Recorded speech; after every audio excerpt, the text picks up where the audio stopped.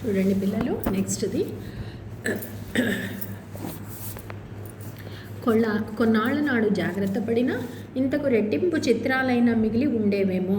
30 సంవత్సరాల పాటు ఎంతో శ్రమపడి మేజర్ గిల్ ఎన్నో చిత్రాలను కాపీ చేసుకోగా వాటిలో చాలా భాగము 1866లో లండన్లోని క్రిస్టల్ ప్యాలెస్లో అగ్ని ప్రమాదం సంభవించినప్పుడు దగ్ధమైపోయాయి. అట్లా కొంతమంది దుండగుల ద్వారా నాశనమైనటువంటి గుహలు కాలక్రమేణా అవి తడి పట్టి చిత్రాలు ఊడిపోయినటువంటి సందర్భాల్లో పెచ్చులు ఊడిపోయి శిథిలమైపోయినటువంటి సందర్భాలు కొన్ని ఉన్నప్పటికీ కూడాను ఇట్లా కొన్ని చిత్రాలు జాగ్రత్త పరిస్తే కొన్నాళ్ల పాటు జాగ్రత్తగా ఉండేవేమో. అయినప్పటికీ కూడాను ఎంతో శ్రమపడి 32 సంవత్సరాలు ఏం చేశాడు, మేజర్ గిల్ చాలా వాటిని కాపీ చేసుకొని 1866లో ఏం చేశాడు, లండన్లో క్రిస్టల్ ప్యాలెస్లో భద్రపరుచుకున్నాడు. అనుకోకుండా అక్కడ సంభవించినటువంటి అగ్ని ప్రమాదంలో ఇవన్నీ కూడాను కాలి బూడిదైపోయాయి అన్నమాట. ఇట్లా దగ్ధం కాగా మిగిలిన వాటికి జాన్ గిఫిల్క్ కాపీలు ఎత్తగా ఆ కాపీలలో సగభాగము సౌత్ కెన్సిన్గ్టన్లో జరిగిన అగ్ని ప్రమాదంలో బూడిద పాలయ్యాయి.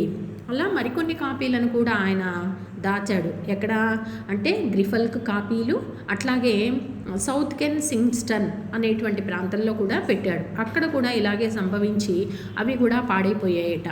మేజర్ గిల్ కాపీ చేసిన నాటికి ఇప్పటికంటే కనీసము రెట్టింపు చిత్రాలు ఉండాలి. మరి ఆ రోజున ఆయన భద్రపరిచే నాటికి ఇంతకంటే ఎక్కువ చిత్రాలే అక్కడ ఆయన భద్రపరిచి ఉండాలేమో అని చెప్పేసి అంటున్నాడనమాట.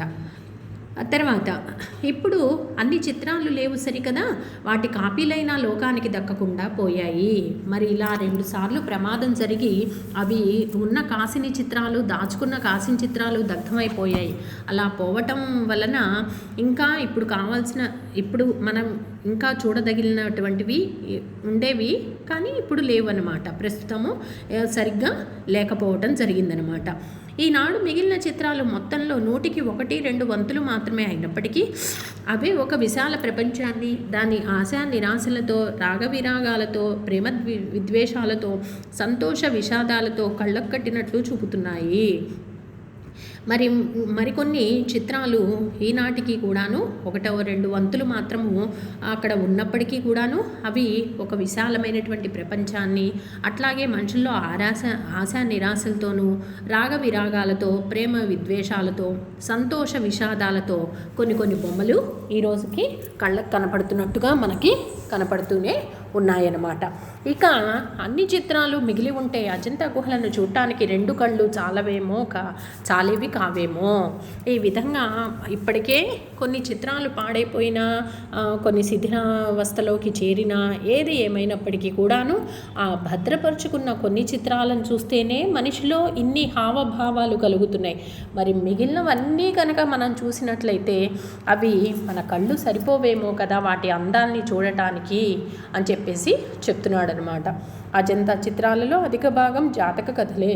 సిద్ధార్థుడిగా జన్మించడానికి పూర్వము గౌతమ బుద్ధుడు కొన్ని 100 జన్మలు ఎత్తిలాడని బౌద్ధ మతస్థుల నమ్మకము. అజంతా చిత్రాల్లో ఎక్కువగా కూడాను జాతక కథలే అనమాట. అంటే బుద్ధుడు పుట్టినప్పటి నుంచి ఆయన సిద్ధార్థుడిగా, బుద్ధుడు ఎప్పుడయ్యాడు అంటే బోధి చెట్టు కింద ఆయన తపస్సు చేసుకొని ఎప్పుడైతే చక్కని మంచి విషయాలను ఆయన ప్రపంచానికి తెలియచేశాడో అప్పటి నుంచి అతను బుద్ధుడిగా మారాడు. అంతకుముందు అతని పేరేంటి, సిద్ధార్థుడు. అలా సిద్ధార్థుడు గౌతమ బుద్ధుడిగా కొన్ని 100 జన్మలు ఎత్తాడని అతని జన్మ ఎప్పుడో ప్రీవియస్ కాలంలో ఆ జాతక కథల్ని బట్టి అలా చెప్పుకుంటూ వాళ్ళనమాట. అట్లా బౌద్ధ మతస్థులన్నీ వాళ్ళందరూ కూడాను ఇలాంటివన్నీ కూడా ఎక్కువ నమ్ముకుంటూ ఉండేవాళ్ళనమాట. పూర్వ జన్మలలో బుద్ధుని జీవిత చరిత్రలే జాతక కథలు. మరి అప్పటి బుద్ధుని చరిత్ర అంటే మన జన్మకి ముందు ఉండేటువంటి జన్మలు ఏవైతే ఉంటాయో ఆ జన్మలలో ఆ బుద్ధుని కథలు ఏవైతే ఉంటాయో, జీవిత చరిత్రలు ఏవైతే ఉంటాయో వాటినే మనము ఏమని చెప్పుకుంటాము, జాతక కథలుగా చెప్పుకుంటాం అన్నమాట. ఉత్తమ మానవ జన్మలనే కాకుండా పక్షిరాజుగా, గజేంద్రుడిగా ఎన్నెన్నో జన్మలను ఆయన ఎత్తినట్లు జాతక కథలు పేర్కొంటున్నాయి. ఈ వివిధ జన్మల్లో కొన్నింటికి సంబంధించిన ఘట్టాలను అజంతా చిత్రాలలో చూడవచ్చు. అలాగే మరికొన్ని ఒక పక్షిగా, ఒక జన్మలో ఒక పక్షిగా, మరొక జన్మలో ఒక ఏనుగ్గా, గజేంద్రుడు అంటే ఏనుగ్గా, మరో జన్మలో ఇంకొక వ్యక్తిగా, లేకపోతే ఇంకొక బల్లి జన్మ, ఇట్లా రకరకాల జన్మలన్నీ కూడాను ఎత్తినట్లు జాతక కథలు పేర్కొంటూ ఉన్నాయట. అట్లా ఆ జన్మలకు సంబంధించినటువంటి కొన్ని ఘట్టాలు ఎక్కడ ఉన్నాయి, అజంతా చిత్రాల్లో కొన్ని చూడొచ్చట ఈ రోజుకి కూడాను. అయితే అజంతా చిత్రాలన్నీ జాతక కథలే కావు. జాతక కథలతో ఎలాంటి సంబంధం లేనివి ఎన్నో ఉన్నాయి. అంతేకాదు, వెలితిగా కాస్త చోటు కనపడితే చాలు దానిలో ఏ ఆకునో, ఏ రమ్మనో, ఏ పువ్వునో చిత్రించి వేశారు. అది ఇది కాకపోతే ఆ కళా తపస్సులు తమ కుంచెతో ఇటొక గీతను అటొక గీతను గీయటం ద్వారానే సౌందర్య సృష్టి చేశారు. అంతేకాకుండా అందులో ఆయన జాతక కథలకు సంబంధించినటువంటివి అనేకమైనవి ఉన్నా లేకపోయినప్పటికీ కూడాను కాస్తంత ప్లేస్ కనపడిందనుకోండి, ఆ గోడల మీద వాళ్ళు ఏం చేశారు, ఓ చిన్న ఆకును గీయటము, ఒక పువ్వుని గీయటము, లేదంటే ఒక లతని గీయటము, ఒక తీగల్ని గీయటము, అట్లా ఆ కుంచెలతో చక్కగా మంచి ఆర్టిస్టులు ఎవరైతే ఉంటారు, కళా తపస్సులు అంటే కళను ఆరాధించేటువంటి వాళ్ళు ఎవరంటే ఆర్టిస్టులు అనమాట. ఈ వీళ్ళు అటొక గీత ఇటొక గీత గీయటము, అలా ఒక చక్కదనాన్ని, ఒక సౌందర్యాన్ని, ఒక అందాన్ని సృష్టించారనమాట. అజంతా గుహల నిర్మాణంలో క్రీస్తు శకం ప్రథమ శతాబ్దిలో ప్రారంభమైనట్లు 7వ శతాబ్ది మధ్యభాగం నాటికి సమాప్తి చెందినట్లు చరిత్రకారులు పేర్కొంటున్నారు. ఇంచుమించు 7 శతాబ్దాల పాటు కొనసాగిన అజంతా గుహల అలంకరణలో చివరి 200 సంవత్సరాల్లో జరిగిన కృషి సర్వోత్తమమైనదిగా కళాభిజ్ఞులు పలుకుతున్నారు. అట్లా అజంతా గుహల నిర్మాణంలో క్రీస్తు శకం ప్రథమ శతాబ్దంలో, అంటే ప్రథమ శతాబ్దం అంటే 1వ శతాబ్దంలో ప్రారంభమైనట్లుగా, అట్లాగే 7వ శతాబ్ది మధ్య భాగానికి సమాప్తి అయినట్లుగా కొంతమంది హిస్టారికల్ చరిత్రకారులు, అంటే హిస్టారికల్గా ఉండేటువంటి వాళ్ళు అనమాట, హిస్టరీ తెలిసి ఆ చరిత్రకు సంబంధించినటువంటి ఫిలాసఫీ చదువుకున్నటువంటి వాళ్ళు చెప్తున్నారన్నమాట. ఇంచుమించు 7 శతాబ్దాల పాటు కొనసాగిన అజంతా గుహల అలంకరణలో చివరి 200 సంవత్సరాల్లో జరిగిన కృషి ఎంతో ప్రసిద్ధి చెందినదనమాట. ఫెర్గుసన్ తీర్పు ప్రకారం 14వ శతాబ్దిలో ఫైజాల్ ఆర్కాన్యాజా ఇటలీలో తల ఎత్తడానికి ముందు అజంతా చిత్రాలకు సాటి రాగలిగినవి యూరోప్లో లేవు. ఆ తర్వాత ఇట్లా ఈ అజంతా చిత్రాలకు సాటి అయినటువంటి మరొక చిత్రము యూరప్ ఖండంలోనే ఇంకెక్కడా కూడాను ఇలాంటివి లేవని వాళ్ళు తేల్చి చెప్పారు. అజంతా చిత్రాలతో తొణికిసలాడుతున్న భారతీయ జీవితాన్ని, సంస్కృతిని ఏ విజాతీయ చిత్రకారులు వారెంతటి ప్రజ్ఞా సాధకులైనా చిత్రించగలిగి ఉండేవారు కారు. పోయినవి పోగా ఇప్పటికీ మిగిలిన ఉన్న అజంతా చిత్రాలను చూసి వివిధ భారతీయ జీవితాలని గురించి, సంస్కృతిని గురించి ఎన్నెన్నో విషయాలు తెలుసుకోవచ్చు. నిజానికి వాటిని మన ప్రాచీన సాంఘిక సాంస్కృతిక చరిత్రలుగా ఎంచవచ్చు. ఈ విధంగా అనేక సాంస్కృతిక, మన సాంఘిక చరిత్రగా ఈ అజంతా చిత్రాలు భారతీయ సంస్కృతిని నిలబెట్టేటివిగా ఈ రోజు వరకు మనం వాటిని చెప్పుకోవటానికి ఒక పెద్ద తార్కాణమైనవిగా మనం అనుకోవచ్చు అన్నమాట. ప్రాచీన కాలంలో భారతీయ సాంఘిక వ్యవస్థ ఏ రూపంలో ఉండేది, అప్పటి వృత్తులేవి, వ్యాసంగాలేవి, వినోదాలేవి, ఇలా ప్రశ్నలకు సమాధానాలు కోరితే అజంతా గుహలకు వెళ్ళాలి. మరి ఆ రోజుల్లో వాళ్ళు ఎలా జీవించేవాళ్ళు, ఏం బట్టలు కట్టుకునేవాళ్ళు, ఎలాంటి ఆహారం తీసుకునేవాళ్ళు, ఎలాంటి వృత్తులు చేసేవాళ్ళు, అట్లాగే వాళ్ళ ధరించినటువంటి దుస్తులు ఎలాంటివి, ఇవన్నీ కనుక మనం తెలుసుకోవాలి అని అంటే ఒక్కసారి మనం వాటిని దర్శించాల్సిందే, ఆ గుహలకు వెళ్ళి చూడాల్సిందే. అప్పటి వాళ్ళ కాలమాన పరిస్థితులన్నీ కూడాను వాటి మీద చిత్రాల ద్వారా చూసి తెలుసుకోవాల్సి ఉంటుందన్నమాట. ఒకప్పుడు మన దేశంలో రాణమందిరాలు ఏ విధంగా ఉండేవి, రాజుల రాణుల వేషభాషలేవి, రాజభావ సభలను ఏ విధంగా తీర్చేవారు, అప్పటి సైనిక బల నిర్మాణం ఏ తీరులో ఉండేది, నాటి ఆయుధాలేవి, ఇలాంటి ప్రశ్నలకు ప్రత్యుత్తరాలను కోరితే అజంతా గుహలకు వెళ్లాల్సిందే.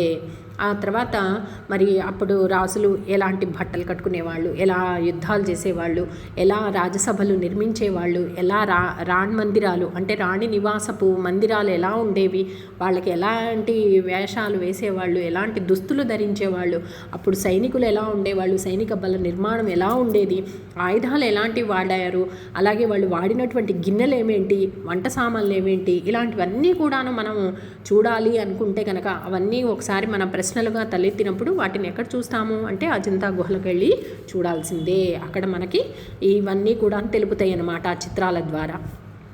ఇంతేకాదు అక్కడికి వెళితే మనము ఎన్నో కోణాల సమేతంగా భారత సాయుధ బలాలను సింహళంపై దండయాత్ర చేరవేసిన భారతీయ నౌకాదళాన్ని చూడవచ్చు. వీర శివాజీ రాజ్యానికే మహాసాగరాలను దాటి వెళ్ళాడని భారతీయ వణిక్కులను చూడవచ్చు. వణిక్కులు అంటే వర్తక వ్యాపారం చేసేటువంటి వాళ్ళు. పర్షియన్ రాయబారులకు దర్శనమిస్తున్న భారతీయ మహిపాలకుల్ని చూడవచ్చు. అన్నింటినీ మించి గౌతమ బుద్ధుని కారుణ్య సందేశం కేవలం మానవుని వికాసానికే కాక పశుపక్షాదుల జీవితాన్ని సైతం ఎంత పునీతం చేసిందో, తేజోవంతం చేసిందో చూడవచ్చు. అంతేకాకుండా ఈ నౌకాదళము, అట్లాగే శివాజీ రాజ్యాంగ పరిపాలన, ఇవన్నీ కూడా ఆ బొమ్మల మీద చూడొచ్చు, ఆ చిత్రాల ద్వారా చూడొచ్చు. అంతేకాకుండా ఈ భారతీయ సంస్కృతి అప్పుడు కాలంలో ఎలా ఉండేది, ఇప్పుడు ఎలా ఉన్నది, అప్పట్లో వాళ్ళు ఎలా జీవించారు, ఇప్పట్లో ఎలా ఉన్నాయి అనేటువంటివన్నీ కూడా అక్కడ కనపడుతూ ఉంటాయి. అంతేకాకుండా గౌతమ బుద్ధుడి యొక్క కారుణ్య సందేశం కూడా పశుపక్షాదులకి, మనుషులకు ఆయన ఇచ్చినటువంటి మంచి మంచి ఉపదేశాలు ఏవైతే ఉంటాయో అవన్నీ కూడాను మన జీవితాలని ఎలా మార్చివేశాయి అనేటువంటివి తెలుసుకోవటానికి కూడా ఇవి ఒక నిదర్శనమైనటువంటివి. అందువల్ల అజంతా గుహలో యాత్రాస్థలం కావాల్సింది చిత్రకారులకే కాదు, భారతీయ చరిత్రలో, విజ్ఞానంలో, సంస్కృతిలో, భవితవ్యంలో శ్రద్ధాభక్తులు గల వారందరికీ. కేవలం ఇదేదో చిత్రకళకు సంబంధించినటువంటిదే, లేకపోతే ఆర్టిస్టులే వెళ్ళి చూడాలి అనేటువంటిది కాదనమాట. ఇది అందరూ చూడదగినటువంటి ప్రదేశం.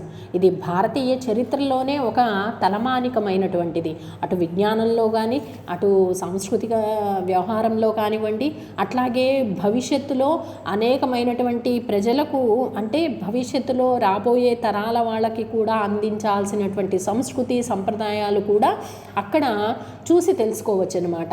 ఇలా అందరికీ కూడాను ఈ సంస్కృతి, నాగరికత అంటాం కదా, అదనమాట. అప్పటి నాగరికత విధానం ఎలా ఉండేది, ఇప్పుడు నాగరికత ఎలా ఉన్నది, ఆ రోజుల్లో వాళ్ళు ఎలా పరిపాలన చేశారు, ఇప్పుడు ఎలా ఉంటున్నది, ఆ రాజులు ఎలా జీవించారు, ఏ ఏ వస్తువులు వాడారు, అలాంటివన్నీ కూడాను ఈ అజంతా గుహల ద్వారా తెలుసుకోవచ్చు.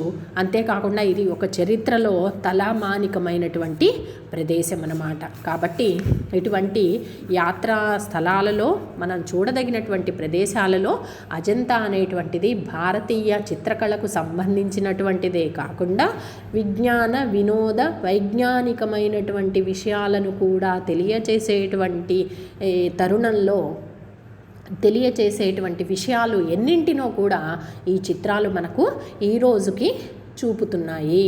కాబట్టి ఒక్కసారైనా సరే పిల్లలు మీరు చక్కని సెలవులు చూసుకొని, ఈ కరోనా టైంలో కాదు, అంతా తగ్గిన తర్వాత అప్పుడు వచ్చేటువంటి సెలవుల్ని బట్టి అలా మంచి మంచి యాత్రా స్థలాలను చూసి అనేకమైనటువంటి సాంఘిక చరిత్రను తెలుసుకొని నేటి తరాలకు అందించాల్సిందిగా ఈ పాఠం ద్వారా కవి మనకి తెలియచేశాడనమాట. కాబట్టి మీరు కూడా అప్పుడప్పుడు ఇలాంటి ప్లేసెస్ని విజిట్ చేసి రండి, అర్థమైందా?